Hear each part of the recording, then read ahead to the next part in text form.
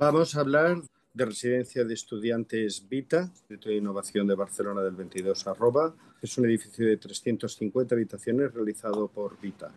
Es un promotor inglés que desarrolló un modelo propio de residencia hace prácticamente una década, y la especificidad de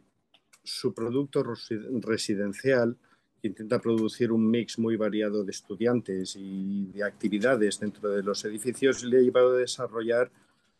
una modelización propia que aquí en el Pueblo Nuevo ha sido tensionado por las características del sitio. El Pueblo Nuevo es también llamado el Manchester catalán, que fue un contexto básicamente fabril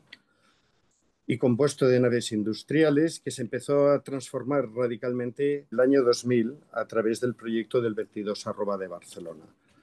Es un barrio hoy todavía caracterizado precisamente por la presencia de esos elementos fabriles rugosos que lo que hacen es trasladar las pautas y las estructuras interiores y proyectarlas en los sistemas exteriores. En la mayor parte de casos, conformando sistemas de textura y materialidad de ladrillo basados en una rugosidad muy poderosa y en un contacto muy directo entre las actividades de planta baja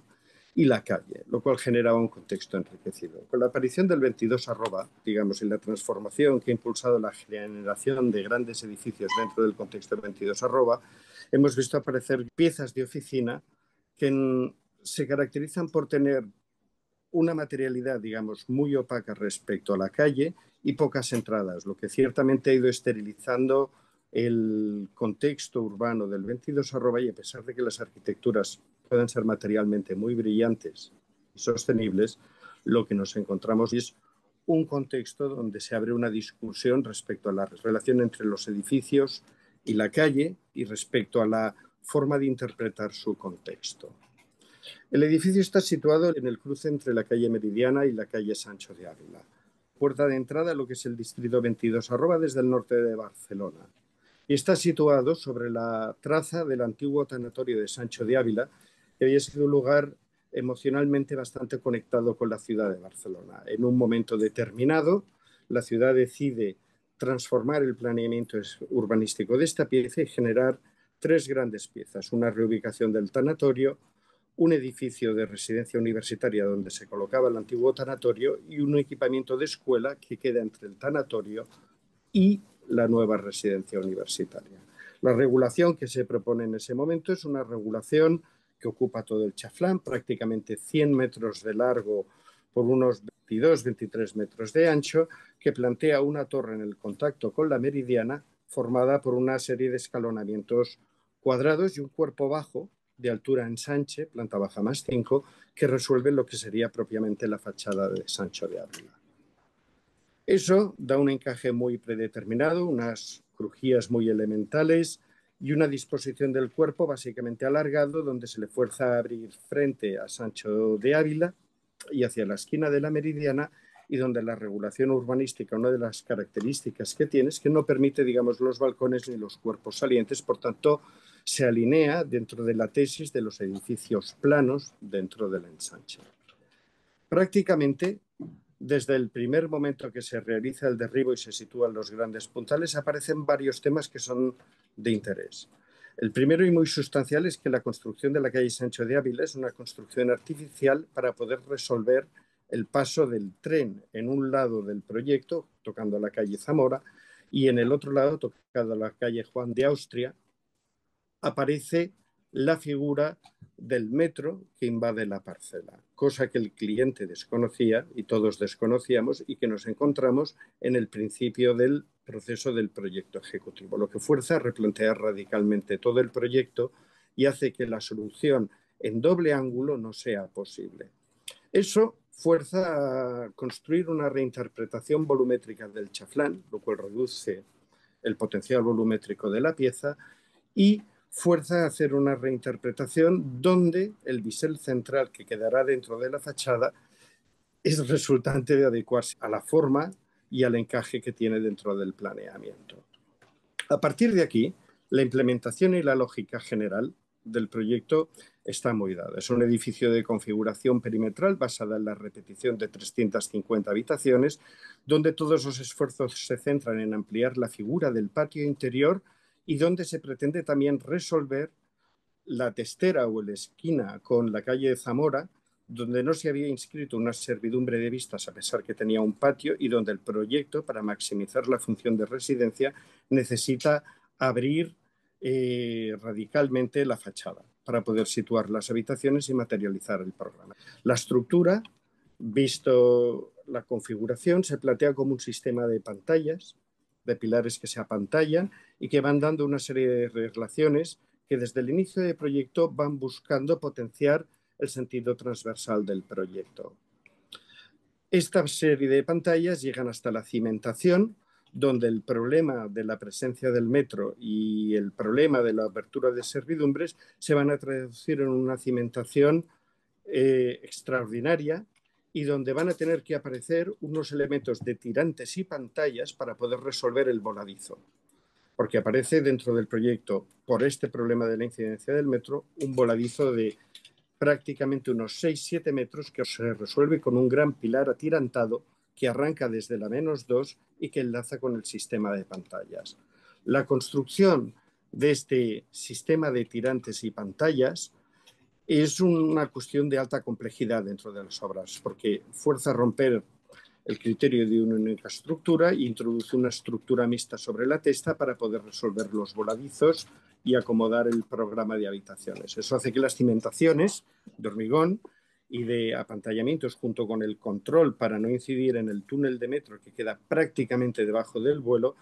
acaba convirtiendo las cimentaciones en elementos metálicos con un vibrado de hormigón extraordinario que se pone dentro. Ello también requiere una obra de alta precisión, que es la colocación de los pilares y de los tirantes horizontales, que son los que resuelven la transición de cargas entre las plantas superiores y el sistema de cimentación. Estos pilares llevan un sistema de replanteo que se resolverá tanto en planta baja como en su unión con los de planta 1. Es un tirante que hace 8 metros de largo y prácticamente llega hasta los 7 primeros metros de altura, y que lleva un proceso de replanteo intensísimo donde varias veces se ha de reajustar todo el sistema de pilares para conseguir la transmisión de carga. Esto se traduce en la planta baja en la presencia de estos pilares atirantados que acaban caracterizando lo que será propiamente la esquina de Sancho de Ávila. Todo esto hemos de recordar que tiene la torre colocada, es decir, la máxima expresión de las cargas encima. En el otro extremo, en contacto con el patio de la futura escuela y el paso del sistema ferroviario, aparece una solución forzada que nos lleva a introducir contrafuertes sobre la fachada de la calle Zamora para poder abrir esa servidumbre, haciendo que el edificio realice el contacto con lo que será el futuro patio de la escuela. Esta solución de contrafuertes viene a rematar lo que es esta parte de fachada. Se construyen como una serie de costillas de hormigón que lo que permiten es encajar la rampa del parking, pero derivar las cargas hacia la parte superior, y que se traduce en una textura irregular, prácticamente de textura inicialmente fabril, que acaba encajando la transición, digamos, hacia lo que será esta fachada y el contacto con lo que será el patio de la escuela. Esta disposición geométrica, que viene muy determinada por su preencaje, tiene dos efectos inmediatos respecto a la tipología de habitaciones que plantea Evita en su concepción inicial. Lo primero, multiplica los tipos, porque establece unos tipos más repetitivos en las fachadas más regulares, unos tipos mucho más grandes hacia lo que es el patio interior, multiplica el tipo de secciones y el tipo de adaptación en lo que es la testera de la calle Zamora y en la torre, donde se multiplican los ángulos, las situaciones de dobles visuales, tanto por el bisel como por los ángulos, como por la sucesión de esquinas, acaba generando todo un conjunto de tipologías nuevas que dinamizan el modelo. Eso hace que haya tipos muy grandes situados en la torre, tipos más estándar situados en el interior y tipos más medios situados hacia los patios interiores y hacia los elementos interiores. La multiplicidad de encajes y acaba generando habitaciones que tienen cocina, estudio, un dormitorio grande y que plantean todas las comodidades prácticamente de un apartamento pequeño. Tienden a diversificar el tipo de usuario para que no sea solo el estudiante estándar, sino sean estudiantes de más larga duración o de más larga presencia dentro del conjunto de la residencia. Estas tipologías se caracterizan por tener dobles visuales muchas veces. A menudo miran hacia la Sagrada Familia y miran también hacia lo que es el frente de la estación del norte. En los casos de contacto con el cuerpo bajo, las habitaciones, por ejemplo, plantean las dobles orientaciones, mirando hacia la Torre Akbar, mirando hacia la Sagrada Familia también. Y en los tipos más regulares, cuando estamos trabajando en el proyecto y discutiendo la materialidad de la fachada, es donde se hace muy patente uno de los temas que será centrales dentro de la explicación del edificio, que es la articulación del mundo interior de la habitación con la calle para romper el hermetismo propio de los volúmenes que existen. Esto nos lleva a concebir una habitación donde la ventana es una parte integral del proyecto y que se intenta expresar tanto interiormente a través de los porticones, la doble abertura de ventana, la barandilla, como exteriormente a través de todo un sistema que mira de transponer la forma de las habitaciones a la fachada a través de un sistema de repetición que se basa en recuperar la idea original del ladrillo. La ventana es un sistema sofisticado. No solo es una hoja doble prácticamente de 1,80 m por 2,20 m de altura, sino que lo que tiene es un sistema de capas donde la misma ventana aloja una barandilla que intenta reproducir la clásica barandilla barcelonesa en Juliet y donde aloja los porticones exteriores que darán luego una imagen mucho más vibrátil al edificio. Este sistema se prueba, se ejecuta con láminas de aluminio. Al principio se plantea en todo el frontal del proyecto, pero finalmente quedará restringido a los ámbitos de máxima exposición en la esquina con la meridiana. La transposición de la ventana se manifiesta en la expresión de las hojas de ladrillo exteriores respecto al marco. Y se busca un marco donde la escala se transmite en una vibración interior, donde este sistema de molduras y estas filigranas de ladrillo acaban transponiendo esta estructura al exterior. En muchos casos, esta estructura se acomoda a lo largo de la obra, se refuerza a través de toda una serie de perfiles, pero da como una vibración al proyecto que se transmite dentro de su escala general como un esquema de mucha regularidad, donde las diferencias saltan en los momentos en los que aparecen las ventanas de esquina, las habitaciones que se duplican, visuales dentro de todo el proyecto y donde este sistema materialmente se extiende al suelo. Eso conlleva un trabajo intensísimo sobre los despieces y los aparejos, pero sobre todo convierte la ventana en un ámbito donde el hermetismo de la vida interior se acaba proyectando sobre el exterior y la ventana pasa a ser un lugar del proyecto entre dentro y fuera. Todo este sistema de despieces se trabaja en el despacho de una manera muy potente. Vamos pidiendo muestras de ladrillo diferenciadas y estudiando la construcción de los diferentes ángulos y esquinas para no renunciar a la expresividad de los contactos de planos materiales, pero tampoco para no renunciar a la expresión constructiva del edificio. Ellos se traducen en una serie de despieces donde las esquinas son los puntos de arranque y luego donde se irán traduciendo. Es un edificio que tiene la esquina de la torre como gran esquina urbana, donde tiene a su vez todas las esquinas de ladrillo con las dobles orientaciones, donde el ladrillo en sí construye un y donde la moldura multiplica este sistema generando una rugosidad continua respecto al plano que busca encajarse longitudinalmente dentro del edificio y dentro del contexto respecto a sus vecinos. La materia de esta fachada se arrastra hasta el plano del suelo y el contacto con el plano del suelo es uno de los temas que también se vuelven fundamentales dentro del proyecto. Su vibración y cómo, haciendo una fachada matéricamente tan densa, cómo conseguir las relaciones de transparencia entre los espacios interiores y exteriores. La planta baja, que es donde Vita concentra la mayor parte de su programa social, espacios de eventos, espacios de ocio, salas de estudio, los salones nobles, pero también la lavandería, intenta hibridizar este espacio para conseguir que desde la calle se perciba al máximo las actividades interiores. Se trata de que el edificio rompa este hermetismo y busque relacionarse al máximo, tanto por transparencia hacia el jardín interior como reacomodando los espacios de contacto que deliberadamente se construyen como irregulares. Esta transparencia se apoya extraordinariamente en la decisión sobre la estructura longitudinal, donde las habitaciones aparecen vistas y desde el interior de los espacios uno siempre está en una situación de tensión entre el espacio interior, el espacio del jardín y el espacio de la calle, simultáneamente estando percibido de forma atravesada por los tres. Esto nos lleva dentro del proyecto a un estudio de los despieces y a un estudio de las relaciones muy importante para configurar una fachada que, materialmente despegada del plano de ladrillo, intenta replicar un sistema geométrico maximizando las aberturas y maximizando los despieces para entender que ese espacio donde el interior y el exterior se relacionan pasa a ser un umbral complejo donde dentro de las ventanas se colocan libros en la parte superior, hay mesas que se apoyan directamente y la fachada pasa a ser un umbral interior-exterior. Sobre esta fachada y sobre este perímetro se van colocando, por un lado, los usos más nobles del edificio.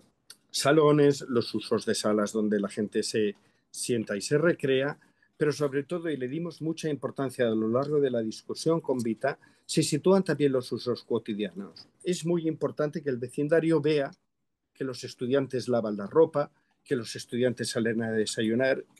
que se encuentran, digamos, en esos espacios, que están estudiando mirando a la calle, y esa reciprocidad y simultaneidad de miradas rompe el hermetismo de la fachada para intentar multiplicar las situaciones de contacto en el paso por la calle de Sancho de Ávila y del Chaflán. Eso, como estábamos explicando, se traduce en una serie intensísima de detalles constructivos para estudiar la transición entre los sistemas materiales de la parte superior hacia los sistemas materiales de conformación de todo lo que serán los elementos de despiece. Y en el caso de la fachada de Sancho de Ávila, además, se introduce un elemento de porche para establecer un elemento que acomoda la diferencia de cota, pero que también establece un umbral ajardinado que contribuye a la forma de la calle, que actualmente no tiene árboles. Uno de los momentos estelares del proyecto por escala y por contacto es la esquina de la calle Sancho de Ávila con Meridiana, donde se abre una gran marquesina de un color rojo Ferrari, de alguna manera, que intenta evocar las grandes marquesinas que se colocaban previamente en el edificio, donde el edificio se hunde dentro de la fachada para maximizar el ámbito. Allí se colocan bancos, elementos de transición dentro de las jardineras. Ello se traduce en que todo el proyecto establece un debate intenso entre la relación y la construcción de ese límite entre la calle Sancho de Ávila Meridiana y las entradas del edificio, donde además se coloca un gran banco longitudinal ajardinado de forma exterior en el límite de parcela que no puede ocupar porque está al metro. Esta escala se percibe desde la calle Sancho de Ávila a través de la figuración de la marquesina, que establece y delimita este ámbito de vuelo y donde la variación de matices y la mutación del ladrillo oscuro a través de los colores a lo largo del día van transformando progresivamente la percepción de este espacio. La rugosidad de la planta baja no solo busca esta condición de umbral, sino también esta condición de transparencia referida siempre, donde uno de los temas que serán importantes dentro de todo el proyecto es la generación de espacios colectivos de carácter interior. Aquí se establece un jardín que se pretende de naturaleza salvaje, es decir, un jardín de carácter informal ocupado por un despiece de piezas de hormigón que se relacione y que permita, por un lado, abrir las aulas interiores hacia el exterior, facilitando la transición y la ventilación del edificio, pero a la vez creando una imagen fuertemente asilvestrada de este espacio, donde se hace el gran esfuerzo de construir sobre el parking de la -1 vegetación, arbolado, un sistema de pérgolas y de elementos de protección solar. Todo este conjunto de actividades va traduciéndose también en que van extendiéndose elementos de ocio. Hoy este espacio va siendo apropiado por los usuarios y progresivamente la vegetación lo está tomando tanto en las fachadas con hiedras y elementos como en el espacio interior del jardín. De la misma manera que en la planta baja se establece un espacio cuya función fundamental es establecer el contacto con el vecindario del Pueblo Nuevo, en la planta +6, a nivel de cubierta, el proyecto abre una reestructuración de la cubierta donde se plantea una piscina de tipo plano y desbordante sobre una construcción, lo que llevará un esfuerzo de jácenas y de elementos importante para conseguirlo, pero donde se reproduce esta cuestión del jardín asilvestrado en la estructura de cubierta. El edificio nos ha dejado muchas sorpresas. Cuando planteamos la materialidad del ladrillo, quisimos hacer una vocación del pueblo nuevo y a lo largo de todo el proceso constructivo hemos ido encontrando cosas distintas y sorpresas materiales. Por un lado, transmitir ese valor de volver a crear una fachada urbana, una fachada que sea capaz de aportar a la ciudad no solo presencia material, sino actividad en todos sus niveles. Por otro lado, a lo largo del proceso hubo que tomar algunas decisiones como, por cuestiones climáticas, cambiar la fachada de ladrillo interior para introducir una fachada de aislamiento térmico en SATE que se intentaba trabajar dentro de una ventana más grande, pero intentando rebajar la exposición climática y los factores ambientales dentro del edificio. Ha conseguido articular las fachadas y los elementos, si bien es cierto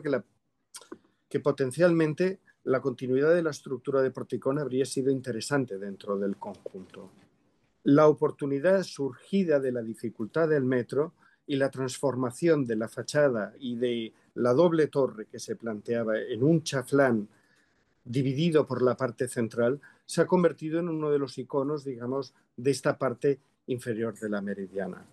A lo largo de las discusiones con el cliente hemos recibido, digamos así, el input de que la proliferación de habitaciones ha sido interesante. Pero lo que creemos es que el edificio ahora ha conseguido contribuir al perfil de la meridiana y ha conseguido restituir algo nuevo dentro de la ciudad, cosa que era el objetivo principal y una de las discusiones centrales que teníamos dentro del estudio.